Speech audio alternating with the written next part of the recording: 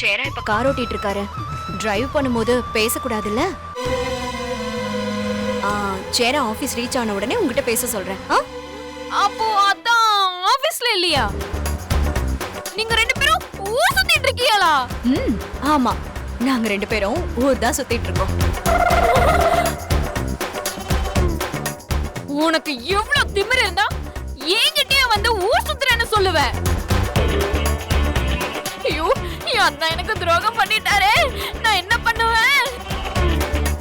அவர் வீட்டுக்கு வந்து சேரட்டும். அவரை நடு தெருவுல நிக்க வச்சு நாக்க புடுங்குற மாதிரி கேள்வி கேக்குறேன். ஐயோ மீனா, நான் சும்மா விளையாட்டுக்கு சொன்னேன். நானும் சேரனும் கிளையண்ட மீட் பண்ணிட்டு ரிட்டர்ன் ஆயிட்டு இருக்கோம். ஆபீஸ்க்கு போனது உங்ககிட்ட பேச சொல்றேன்.